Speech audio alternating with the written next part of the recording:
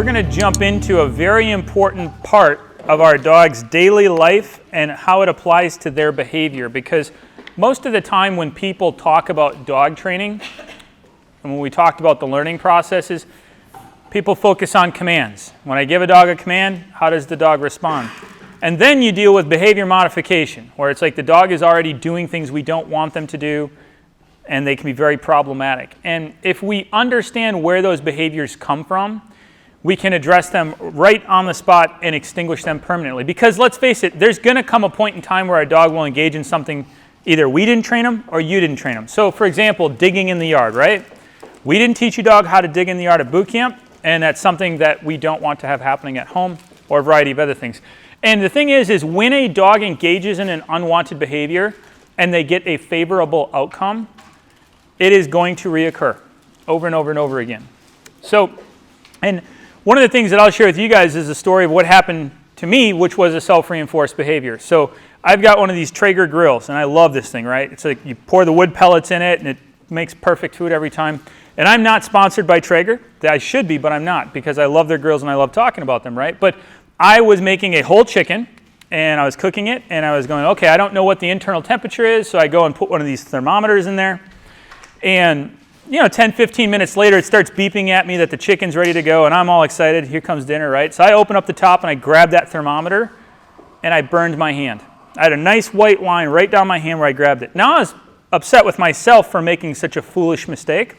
But the reason I'm sharing this with you guys is because ever since that one thing happened, I've never made that mistake again. There's no Post-it note on the grill. There's nothing to remind. I just know, don't make this mistake. And I was in complete control of the circumstances then, and I still am today, and guess what? I haven't repeated it. Well, here's the thing, guys.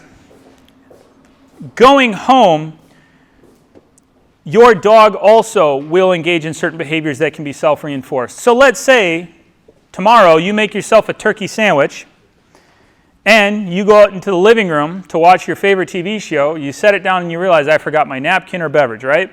So you get up to go and get that thing, and there your dog is eye level with that turkey sandwich, okay? Now, dogs do not set aside their own wants or needs. They don't think this way. Your dog isn't going to go, well, I'm sure you had a long day at work. It's your favorite kind of turkey, right? No. Dog is going to go, I found food, and I'm a hunter-scavenger, and it's time for me to survive, okay? So what happens is the dog not only eats part of the turkey sandwich, the dog finishes your turkey sandwich. And you come out and it's gone. Now, was that a positive or negative event for the dog? Positive. Very positive. And in your dog's DNA, it's hard-coded for your dog to go, okay, this area in the house is an area that produces food, so I'm going to come back here often and look for more food. So now we have a repeat event where the dog is going to be checking your coffee table for food. So we're going to talk about how to address this, because most trainers and most owners do not handle this the right way. What they do is they see the behavior happen and they go, no, and they attach some form of consequence, or they say no and think that the dog just goes, okay, I won't do that anymore. Really what the dog does is the dog goes, I'm not going to do this in front of you anymore, okay? When you're not in the room, I'm going to go and check it. And this happens with trash cans especially. You leave the area and the dog goes, oh, wow, chicken wings from last night. Boom. Okay, so there's a right and wrong way to handle this. The right way is to disassociate the human altogether from the event. And so we're going to talk about non-command driven corrections. Okay, so here's how it works. The dog, let's say, goes over to the trash can to look for food. Well, this is where we can correct the behavior and make the dog think that their actions are what resulted in the consequence disassociated from you. Dog goes near the trash can, we say nothing, we pretend like we don't see it, and we're going to give a red button correction. Okay? So, correction, correction, correction. Dog goes, oh, I'm leaving this trash can alone now. The dog might associate it by either A, the dog gods above disapproved of my behavior, okay, and they have complete control over these things, or the dog goes, that trash can's electric, and I'm never touching that thing again, okay? But in either case, I'm okay with it because the dog is going to disengage from the behavior permanently, okay? So the same thing in boot camp. If a dog starts to dig, 100% of the time, they're going to hit a power line. We're going to correct it immediately, and then the dog doesn't dig anymore. Dog goes and plays with other dogs. There's positive behavior that comes from it. We use it for things like counter surfing, If a dog tries to chew on a piece of furniture, if a dog is trying to mark indoors, this is not a puppy having an accident. This is a dog lifting its leg on the fireplace. Two totally different things, right? But the thing to understand about the non-command driven correction is it needs to be disassociated from the human. Okay, if we see the behavior happen, correction takes place. Now, the other thing that I'll share with you guys is that most of the time, owners are surprised or caught off guard by their dog's behavior, and then their timing is not going to be correct. So if you go back and look at section 6 of the questionnaire you provided to us, the first question is, what is your dog's most undesirable behavior? Okay, and if you go back and read whatever your answer was to that, if any of those behaviors pertain to the non-command driven correction or the self-reinforced behavior, this is going to be a critical topic for you to understand. And the best thing you can do is to proactively create the situation where your dog wants to engage in a behavior so that you're totally ready to correct it. So tomorrow you go to make that turkey sandwich and you go, oh yeah, I know my dog is going to want to try to take this off of the countertop or off of the coffee table. So you go and you put that turkey sandwich right there on the edge, and you've got your little inexpensive Wi-Fi camera from Best Buy, and you go across the house and you're watching. Dog goes near the turkey sandwich. Before they get to it, correction takes place. Dog leaves the area. That was a win. That was a learning experience, and that is what proofs them from the behavior moving forward. Another example where this is very effective as it pertains to the health and well-being of a dog is eating feces. Okay, it's disgusting, right? Some dogs will do it. If a dog tries to do it, they go near it. Non-command driven correction, dog doesn't do it anymore.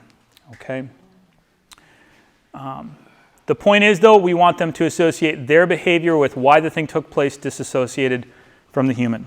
In my experience, 2 properly timed non-command driven corrections is when a dog will disengage from the behavior and not repeat or go back to it. Okay. So collar smart is a term that we use that talks about when a dog only responds to a command because they're wearing an electronic collar. This is created by humans, and there are some ways to prevent it from happening. But what happens is, pet owner goes to the store, buys an electronic collar, they come home, put it on the dog, and begin correcting behaviors that they don't like. Well, within a short period of time, dog disengages from those behaviors, and the owner goes, okay, well, I don't need this on my dog anymore, or tomorrow they just don't put it on. The dog, at some point in time, re-engages in that behavior or tests the boundaries, and then the owner goes, oh, better put that collar back on, and they put it back on the dog, and they begin correcting, and now the dog goes, okay, I only have to listen to you when I'm wearing the collar. Now, when you go back and look at the pictures we've been sending you in the updates, if you haven't realized it already, your dogs have been wearing the electronic collar since the day they've arrived. Okay, now, in the beginning stages, the first several weeks in training, we're not using the electronic collar. In fact, they're wearing it with all kinds of positive experiences. So there is no negative association with it. And because they're wearing it consistently, there is no distinguishing when it's on. And then when there came a point in time where they heard a command that they knew and didn't respond, the consequence took place. Okay, so going home, we don't want your dogs either to become collar smart. They're not that way today, but going home, it's important you guys understand a few important parts to preventing that from happening. So the first is we do not point the remote control at them. This is a television remote that I have to point at the TV for it to work. This is an electronic collar remote that I don't have to point at the dog. Okay, some people do because they're so trained to pointing it from using a television remote, but you don't need to. And if you do, if you go, Fido, no, you better listen. Okay. Okay, he's going to go, oh, when you've got that thing in your hand, I have to listen. That's not a good thing. Okay, so you see I have a magnet here. If my dog's walking on the left, this is over here, out of sight, out of mind. If I don't have a magnet, and some people prefer, it's going to be in their pocket. Okay, so if they need to give a correction, they can. We're discreet about the remote. We're not going to show it to them. Earlier when I talked about the corrections and I said, well, if the dog doesn't sit, we give a light tug up on the leash, press the button. That tug on the leash is the leash is attached to their flat normal collar. So now they're associating the tug on the flat normal collar with the correction, not with the electronic collar. We do not use the test button as a precursor to correction. So what that means is, let's say the dog starts to take off running, and I say, Teddy, come, and he doesn't respond. He continues running in the wrong direction. And I, instead of giving a correction, press the tone button. Beep. Teddy goes, well, that sounds cool, but I'm still going, right? Well, here comes the correction. I correct, and he comes. Well, the next time we're in the same situation, I tell him, come, he's going to wait until he hears the tone. In fact, he's always going to wait until he hears the tone. So now every time I say come, I have to press a tone button on my remote for my dog to respond. That's making a dog collar smart. The proper way to handle it, Teddy was running in the wrong direction and I said come, it's no, correction, correction, correction. When I say correction, I'm pressing the button. Next time we're in the same situation, I say, Teddy, come. He just responds to the recall. Here comes the reward. There is no having to press tone buttons or anything else. Okay, so we do not use tone. We do not use vibration. And here in boot camp, we have them wearing it consistently. You should too. Okay, my dogs, they wear their collars consistently, especially when we're leaving the house. When those collars are going on, my dogs are getting all happy and excited because we're going somewhere to do something cool. We're going on a nature hike. We're going outside. We're going to the cabin. We're going to do something, right? So there is no negative association with the electronic collar, and your dogs, up until this point, have absolutely no negative association with it. When we talk about concealing the remote, either in your pocket or on a magnet, those things are fine at home when you're out on a walk and doing things where you're not going to be going through as many commands and exercises as we are today. For the sake of setting you guys up for success and going through these exercises, when you handle today, if you're the handler, this should be in your hand. That way your timing of correction, if you need to give a correction, is going to be spot on.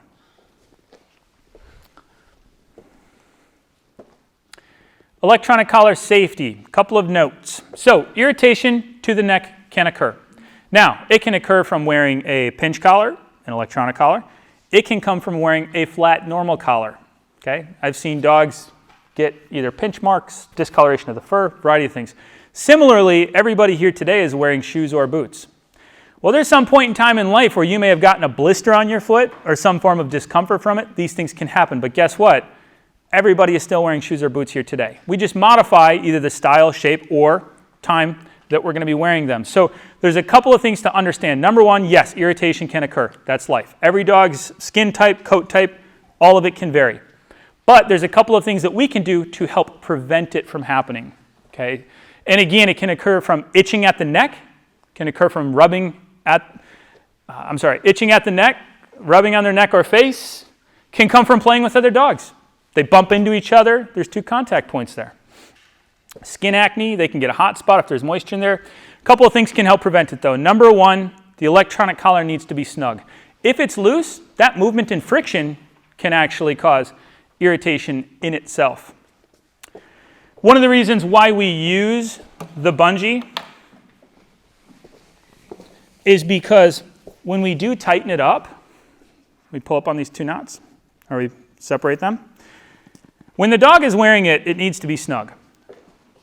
However, let's say a dog's running around, going through some high activity exercises. When they're breathing heavy and the neck is expanding and contracting, the bungee has stretch and flex to it. Okay, whereas the normal buckle material or the nylon material has no stretch to it. So that's one of the reasons why we use the bungee. We can tighten it up. It's more comfortable for them. The other thing is we will adjust the collar every 2 to 3 hours to prevent irritation. So let's say today we're handling and we're training. Your dog's wearing the collar and it's snug the way it needs to be.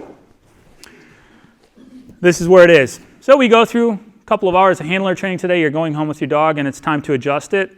Can everybody see where it is right now? I just adjusted it. I moved it about that much. Now the contact points aren't in the same spot. That can help prevent the irritation. Okay? Understand, whether you're adjusting it and doing things, irritation can occur, but there's certain things you can do to help prevent it.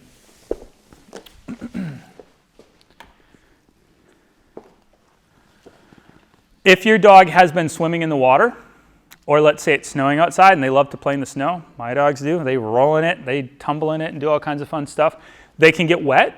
The electronic collars that we use are waterproof, so whether it's the remote or the collar itself, it's totally fine to be in the water and in wet conditions. But when playtime is over and they're coming inside and they're no longer going to be getting wet, you want to dry off the neck completely and then put it back on. Okay, that's what can help prevent the hot spot, which is basically bacteria from forming and growing in between the contact points and the skin. Itching at the collar can occur. Remember I said the toddler, the 2 to 3 year old, that's the equivalent throughout their lifetime? Yeah, well, toddlers will do things like suck on their thumb and do different things that are not part of their health and well-being. Well, a dog sometimes will start to itch at their neck, and it's not because they have fleas, it's not because something's wrong with them, it just becomes habitual. And so if you see that, you can interrupt the behavior, whether it's saying their name, bumping them, doing something just to kind of get them out of that behavior. And then you can remove the electronic collar when they're going to be home alone for a while in their crate. Okay. If they are going to be wearing the electronic collar, whether it's in the home, in the crate, in the car, one of the things that I like to do is I'll take the 2 bungee ends and then I'll tuck them underneath so that they're not sticking up. Okay? And they're not walking around like this and it's not bumping the ears. Sometimes when it does bump their ears, they think there's a fly or a bug there. Dogs disagree with each other through aggression. And understand this, through aggression, dogs establish peace in the pack. But it's much easier for you guys to be able to give a correction by pressing a button than by using your teeth to correct your dog. Okay, so unless you want to. You're certainly fine to, but venture into that one on your own.